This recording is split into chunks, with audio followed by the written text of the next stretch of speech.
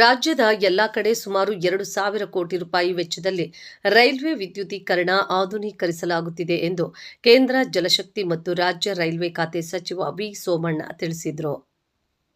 ಕೋಲಾರ ಜಿಲ್ಲೆಯ ಟೇಕಲ್ ರೈಲ್ವೆ ನಿಲ್ದಾಣದಲ್ಲಿ level crossing ಬದಲಿಗೆ ನಿರ್ಮಿಸಲಾದ ರೈಲ್ವೆ ಮೇಲ್ಸೇತುವೆಯ ಲೋಕಾರ್ಪಣೆಗೊಳಿಸಿ ಮಾತನಾಡಿದ ಸಚಿವರು, ರಾಜ್ಯಕ್ಕೆ ಕೋಲಾರ, ಬೆಂಗಳೂರು, ರಾಮನಗರ ಹಾಗೂ ತುಮಕೂರು ಹೃದಯ ಭಾಗ ಇದ್ದ ಹಾಗೆ ಈ ಭಾಗದ ಅಭಿವೃದ್ಧಿ ಮಾಡುವುದು ನಮ್ಮ ಚಿಂತನೆಯಾಗಿದೆ ಎಂದರು. ಕೋಲಾರ ರೈಲ್ವೆ ನಿಲ್ದಾಣಕ್ಕೂ ಭೇಟಿ ನೀಡಿ ಕೈಗೊಳ್ಳಬೇಕಾದ ಅಭಿವೃದ್ಧಿ ಕಾರ್ಯಗಳ ಬಗ್ಗೆ ಚರ್ಚಿಸಿ ಶೀಘ್ರ ಕಾರ್ಯಗತವಾಗಲು ಅಧಿಕಾರಿಗಳಿಗೆ ಸೂಚಿಸಿದರು. ಈ ಸಂದರ್ಭದಲ್ಲಿ ನೀರಾವರಿ ಹೋರಾಟಗಾರರಾದ ಹೊಳಲಿ ಪ್ರಕಾಶ್, ಕುರುಬರಪೇಟೆ ವೆಂಕಟೇಶ್, ಚಂದ್ರು, ಜಲಕಂಠ, ಮಾಯಂಡಿ, ಕರವೇ ಲೋಕೇಶ್, ಚಲಪತಿ ಮುಂತಾದವರು ಕೋಲಾರದಿಂದ ವೈಟ್ಫೀಲ್ಡ್ವರೆಗೂ ನೂತನ ರೈಲ್ವೆ ಮಾರ್ಗ ರೂಪಿಸಿ ರೈಲುಗಳ ಸಂಚಾರ ಪ್ರಾರಂಭಿಸಲು ಮನವಿ ನೀಡಿದರು.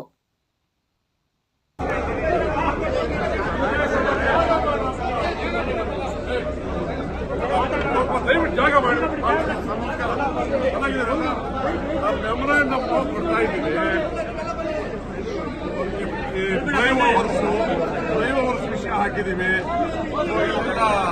ಬೆಂಗಳೂರಿಗೆ ಡೈರೆಕ್ಟ್ ಟ್ರೈನ್ ಆಗಬೇಕು.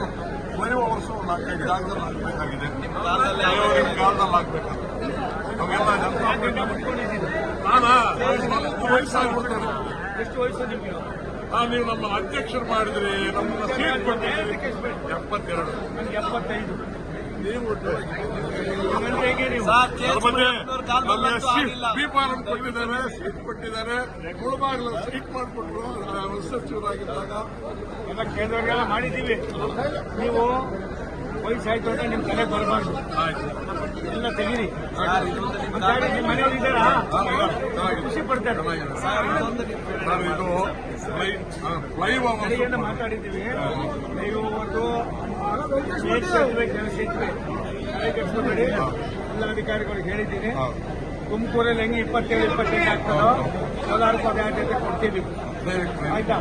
ನನಗೆ ಒಂದೇ ಒಂದು ವರೀಡ್ ಅಬೌಟ್ ತುಮಕೂರಿಂದ ಕೋಲಾರದಿಂದ ನಿಮಗೆ ಬೆಂಗಳೂರಿಗೆ ಯಾವುದು ಡೈರೆಕ್ಟ್ ಫ್ಲೈಟ್ ಇಲ್ಲ ಅಂತ ಅದಕ್ಕೆ ವೈಟ್ಫೀಲ್ಡ್ ಅಂತಾರೆ. ಅದು ನಾನು ಸಾರಿ ಇನ್ನೊಂದು ಕಡಿಮೆ ಆಗಿದೆ ಅಂತಾರೆ. ಅದನ್ನ ಇವತ್ತೇ ನನಗೆ ಗೊತ್ತಾಗಿದ್ದು. ಪೂರ ಆದ್ಯತೆ ಕೊಡೋಣ. ನಿಮ್ದು ಸರ್ ನಂಗೆ ಸಿಕ್ಕೋದ್ರೊಳಗಡೆ ನಿಮ್ದು ಪೂರ್ತಿ ತೆಗೆದು